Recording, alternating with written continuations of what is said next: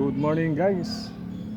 So today is Sunday, July 5, 2026. So guys, mapapansin nyo no, at medyo tirik na naman yung araw. Grabe. At may mga time na pagdating ng hapon, doon naman uulan no. So ayun lang mga natin dyan, mga kaibigan natin dyan no. At medyo ingat lang, magdala ng payong sa hapon. At sa hapon ay umuulan. So kailangan natin proteksyonan yung katawan natin no. At alam nyo, napakahirap ngayon na magkaroon ka ng sakit no. At ultimong gamot, napaka-mahal guys. Instead na ipoprovide natin sa family, nauwi lang sa mga gamot. At kapag nagpa-doktor pa tayo, siyempre normal yon na susuriin tayo mabuti. May mga tinatawag na second follow-up mo, dapat bumalik ka. So kinakailangan mong sumunod kasi minomonitor ka nila. So guys, yung pabalik-balik lang na pag-report sa doktor, actually gastos na rin yun. Unlike proteksyon na natin yung sarili natin, katawan natin, alamin natin kung ano yung nararapat para nang sa ganon ma-maintain natin yung health natin. Napakahirap sa ngayon guys, napakahirap. So anyway guys, medyo tumagal yung hindi ko pagbablog, medyo na busy at maraming ginagawa no. So ngayon guys, pag-usapan natin about dito sa Meralco no, yung sinasabi natin na yung monthly billing ng mga kaibigan natin, tayong lahat. So may time minsan masusurprise ka no, minsan times 2 ang billing nila. So we don't know kung saan galing yon o paano nila na reading na ganon. So talaga sa ngayon guys, ang daming nagsisipag-iyakan sa pagtaas ng Meralco. Kaya nga sabi nga nila may mga nagpa-publish o nagpo-post na pinapakita talaga nila na wala silang kagamit-gamit sa na anumang appliances no, mga electric, wala silang kagamit-gamit. So they are very surprising na dumating yung tinatawag na billing nila no. Yung billing nila guys umabot ng 35,000 no. So na-surprise sila saan galing. So kaya nga napakahirap talaga sa ngayon. At kung mapapansin nyo, marami talagang mga kababayan natin na talagang hirap na hirap sa buhay. Especially yung mga iba na talagang lumalaban sa pang-araw-araw. Kaya napakahirap, tapos mabibigyan ka ng billing na napakataas. Saan mo kukunin yun? Saan mo hahagilapin yun?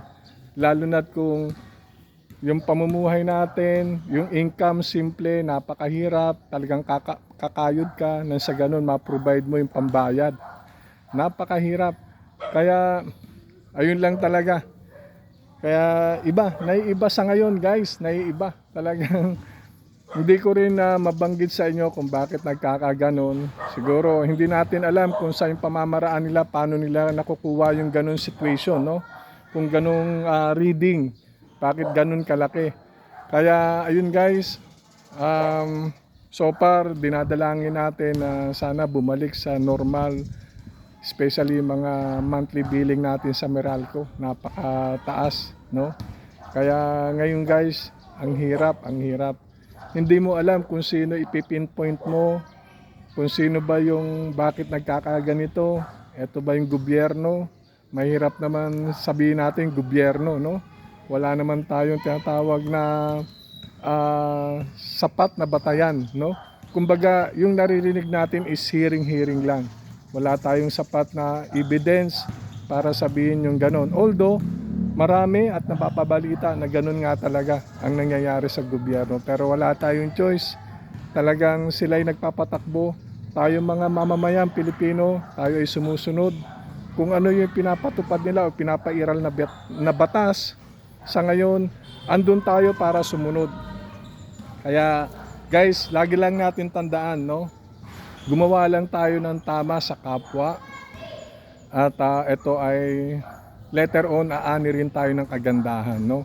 Kung ano man, sino man yung mga taong nanlalamang, ayan yung mga tao na panandalian. Ibig sabihin ng panandalian, ito ay hinahawakan nilang yung mga tamasa, o pagtatamasa sa buhay ay hindi lifetime.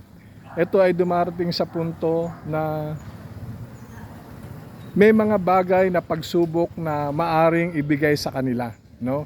Then marirealize nila bakit dumating sa kanilang buhay ito.